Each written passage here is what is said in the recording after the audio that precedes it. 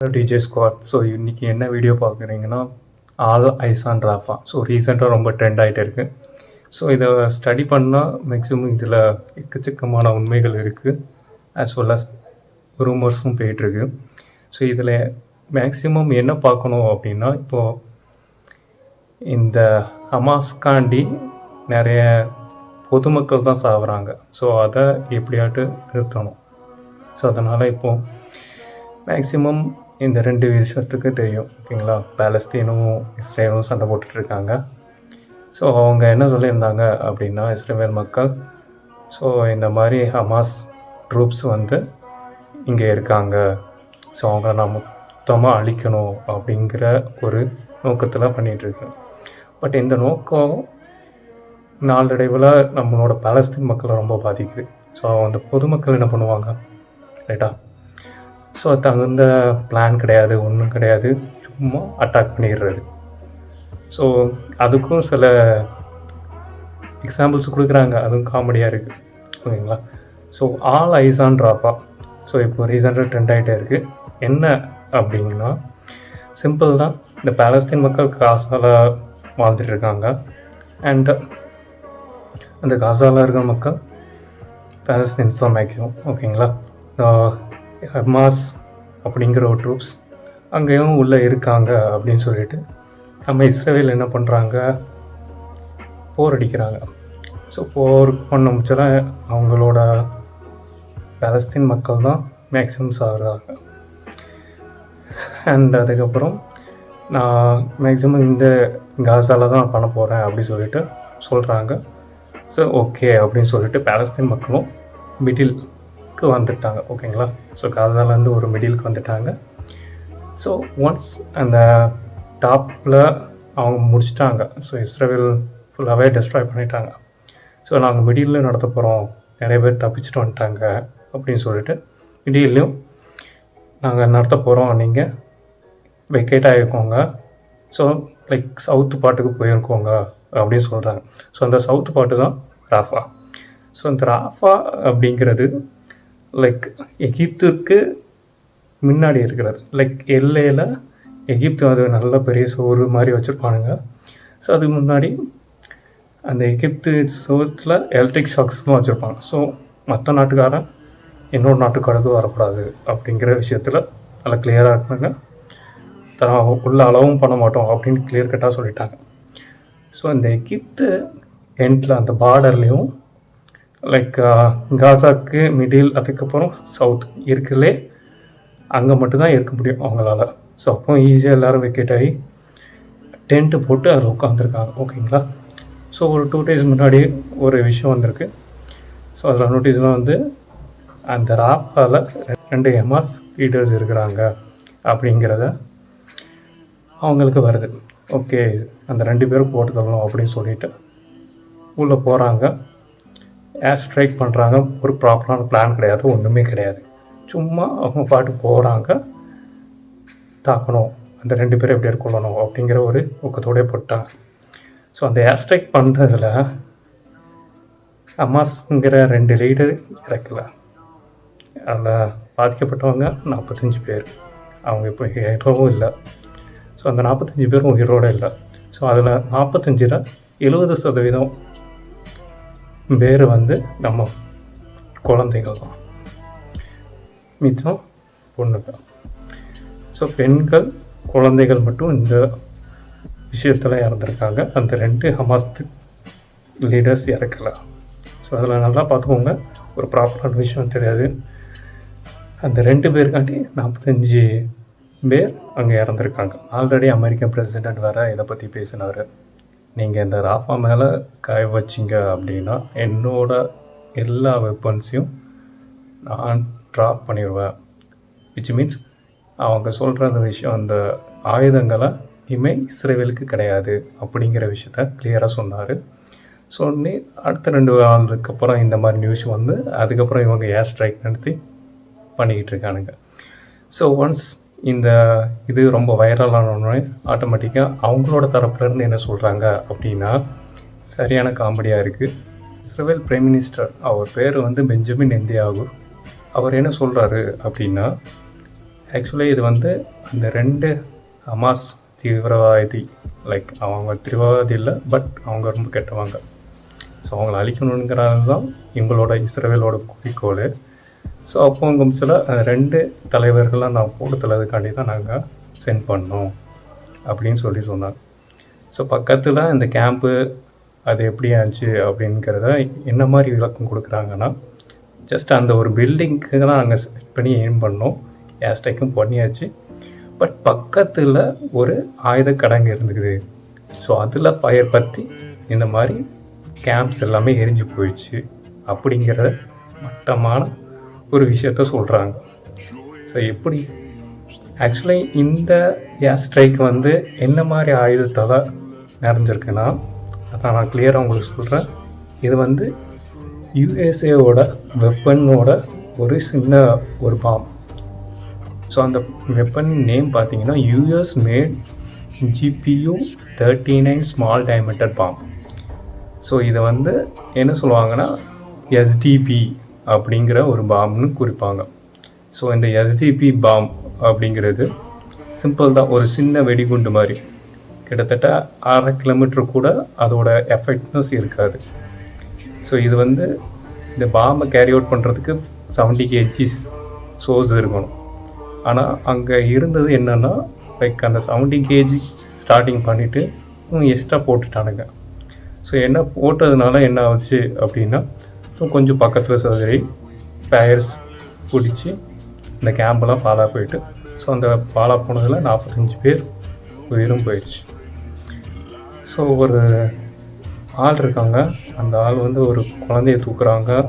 தூக்கம்பூச்சில் அதோட தலை காணலை, இப்படி முண்டமாயிடுச்சு. பாருங்களேன், அது அவங்களோட அப்பாவாக இருக்கும்னு நினைக்கிறேன்.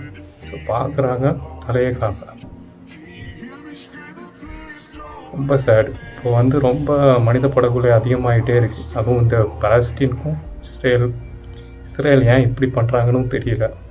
ஃபஸ்ட்டு நல்லா இருந்தாங்க, இப்போது ரொம்ப சொல்கிறது பார்த்தே இல்லை. ரிசல்ட் பார்த்திங்கன்னா கிளியர் கட்டாக சொல்கிறாங்க. ஸோ இது வந்து யூஎஸ் பேஸ்டு பாம். ஸோ வந்து அமெரிக்கா தான் நம்மளுக்கு தெரியும் இஸ்ரேலுக்கு கொடுத்துருக்காங்க. அண்டு இப்போது அதை ஸ்டாப்பும் பண்ணிட்டாங்க. அமெரிக்கா சைட்லேருந்து ஒரு நல்ல முடிவு சொல்லலாம். ஓகே. ஸோ இந்த பாம், இந்த US SDB bomb 70 kg use பண்ணியிருக்கணும். பட் அங்கே யூஸ் பண்ணது 900 pounds. ஓகே. ஸோ 900 poundsனால் பார்த்துக்கோங்க எவ்வளோ கேஜி யூஸ் பண்ணியிருக்காங்கன்ட்டு. இந்த மாதிரி இருந்துச்சுன்னா லைக் டெஃபினட்டாக அந்த 1/2 கிலோமீட்டருக்கு அதுக்கப்புறமும் வர்றதுக்கு சான்சஸ் இருக்குது. ஃபயர் ஆச்சுன்னா இன்னும் வேறும் நிறைய இடத்துக்கு ஸ்ப்ரெட் ஆகிடும். ரைட்டா? ஸோ தெரியாமலே இந்த மாதிரி நடத்துறது இது கரெக்டான விஷயமா? இஸ்ரேல் கவர்மெண்ட்ஸ்க்கு இது ஒன்றுமே புரியலையா? ஒரு மிலிட்ரி ஆஃபீஸருக்கு இதெல்லாம் தெரியாதா? மேக்ஸிமம் லைக் ஒரு இன்டென்ஷன்லேயே பண்ணுற மாதிரி, பியூர் இன்டென்ஷன்லேயே பண்ணுறாங்க. லைக் இந்த மாதிரி பாலஸ்தீன் இருக்கக்கூடாது அப்படிங்கிற ஒரு விஷயத்துக்கே பண்ணுற மாதிரி தோணுது. ஸோ இந்த யூஎஸ் லோ கொலாட்ரல் டேமேஜ் அப்படிங்கிற ஒரு விஷயத்தில் இந்த பாமை செஞ்சாங்க.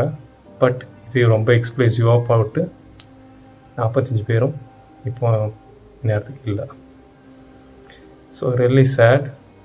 அண்ட் இதை என்ன வழக்கம் சொல்கிறாங்க அப்படின்னா ரொம்ப சிரிப்பான விஷயம். ஓகேவா? ஸோ மேக்ஸிமம் ஸ்டார்டிங்கில் இஸ்ரேல் எந்த ஒரு தப்பையுமே எடுத்துக்காது. ஆனால் இப்போது இந்த இதை பண்ணது நாங்கள் தான். ஸோ வழக்கம் கொடுத்துருந்தாங்க பார்த்தீங்களா, 2 ஹேமாஸ் தீவிரவாதிகளும் இல்லை, அவங்க ரொம்ப கிட்டவங்க. ஓகே. ஸோ அவங்கள கொள்ளணும் அப்படிங்கிறதுலே பேஷனாக இருக்கிறாங்க, அப்படி விட்டுருக்கோம். ஸோ அந்த 2 லீடருக்காண்டி இந்த மாதிரி 45 பேரை கொள்ளலாமா? ப்ராப்பரான பிளான் கிடையாதா? ஸோ இப்போலாம் மனித படுகொலை அவ்வளோ ஈஸியாகிடுச்சு, ஒரு ஹியூமனிட்டியே இல்லை. ஓகேங்களா? ஸோ ஐக்கிய நாட்டு சபை என்ன பண்ணுதுன்னே தெரியல. ஆக்சுவலாக செகண்ட் வேர்ல்டு வார்க்கு அப்புறம் இந்த மாதிரி ஐக்கிய நாட்டு சபை இந்த மாதிரி போர்ஸ்லாம் வரக்கூடாது அப்படிங்கிறதுக்காண்டி தான் நிறுவனாங்க. பட் அந்த ஐக்கிய நாடே என்ன பண்ணிக்கிட்டு இருக்குன்னு தெரியல. Really it's a very tragic moment. So அதுக்கப்புறம் இந்த ராஃபா இதுதான் கடைசி பிளேஸ் அவங்களுக்கு பாலஸ்தீனுக்கு.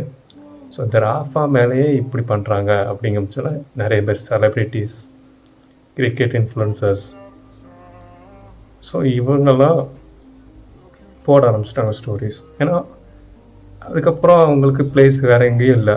ஸோ ஒரு சொந்த நாட்டிலே அகதியாக வாழ்கிற நிலைமை யாருக்கும் வரக்கூடாது, ரைட்டா? ஸோ இந்த மாதிரி தான் பாலஸ்தீன் இப்போ பாடுபட்டுருக்காங்க.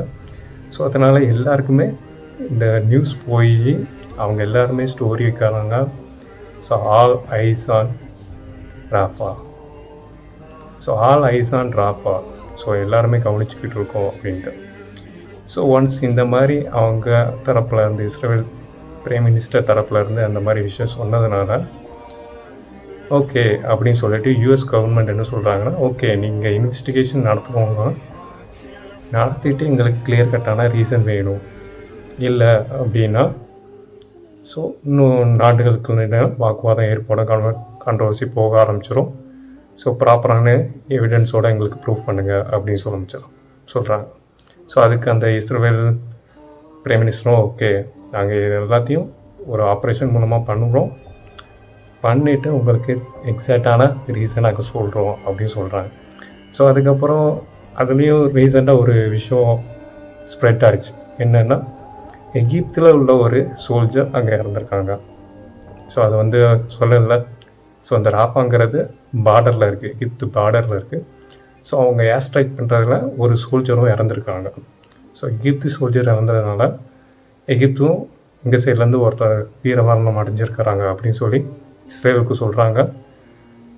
ஐயோ அப்படின்னு சொல்லிட்டு அந்த ஒருத்தருக்காண்டி ஓகே நாங்கள் எகிப்துக்கிட்ட பேசுகிறோம் அப்படின்னு சொல்லி சொல்கிறாங்க. என்னங்க இது, ஒருத்தர் கொண்டுருவாங்களாம், என்ன ரீசன்ட்டு அவங்ககிட்டே சொல்லுவாங்களாம்.